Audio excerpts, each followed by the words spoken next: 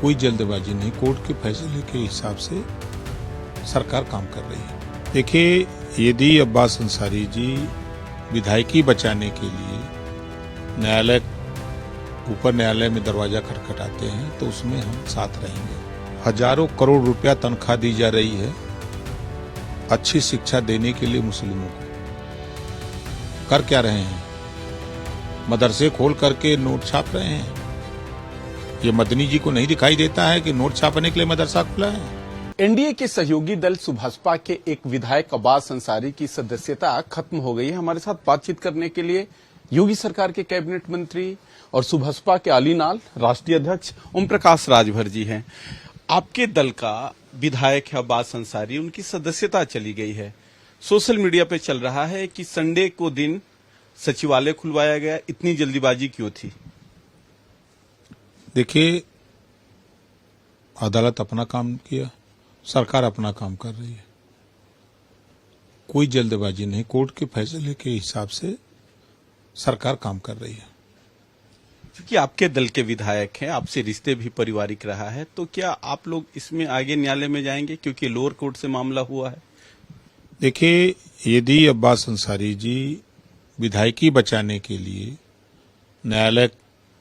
ऊपर न्यायालय में दरवाजा खटखटाते हैं तो उसमें हम साथ रहेंगे।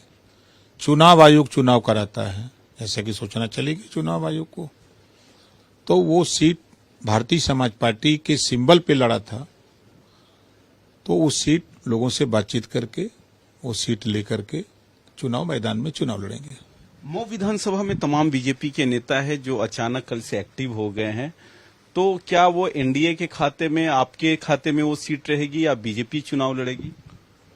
अब वो बैठक में वो चूंकि सीट हमारी है तो भारतीय समाज पार्टी चुनाव लड़ेगी। प्राथमिकता क्या होगी? अब्बास अंसारी की फैमिली को किसी को चुनाव लड़ाएंगे या किसी और को वहां मौका? नहीं, वो चुनाव दूसरा कोई लड़ेगा।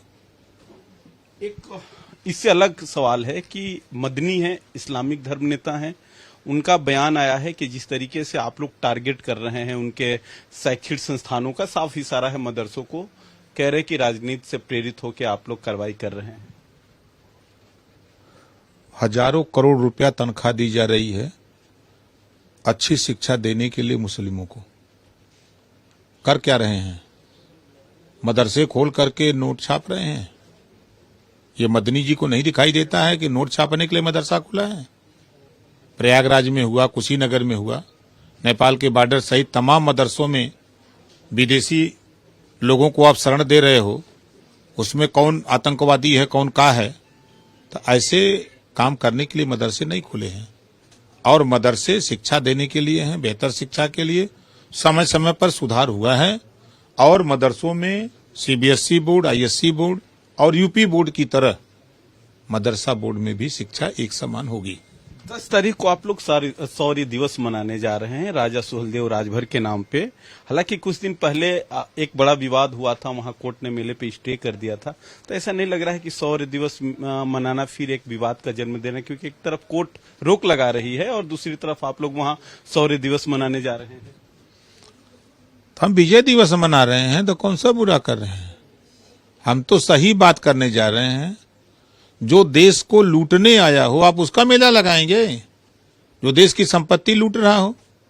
राजभर महाराजा सुहेलदेव जी ने देश की रक्षा की। मठ मंदिर जो सैयद शाह मसूद गाजी लूट रहा था उसको बचाया, देश को गुलाम होने से बचाया। 17 दिन युद्ध हुआ नानपारा मैदान बहराइच में।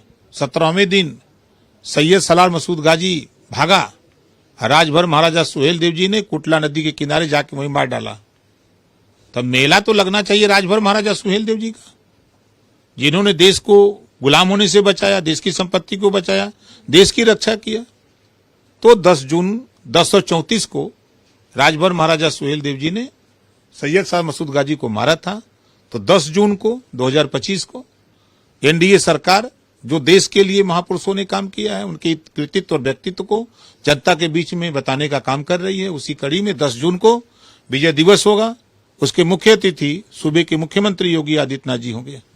हमारे साथ ओम प्रकाश राजभर थे। उन्होंने साफ कहा कि अब्बास अंसारी पे जो सीट खाली हुई है वहां एनडीए के तौर पे हमारा सुभाषपा का कैंडिडेट ही चुनाव लड़ेगा। और एक बात तय है जो चर्चा में उड़ रही थी कि जो कैंडिडेट होगा वो मुख्तार अंसारी के परिवार का नहीं होगा, इनका अपना कैंडिडेट होगा।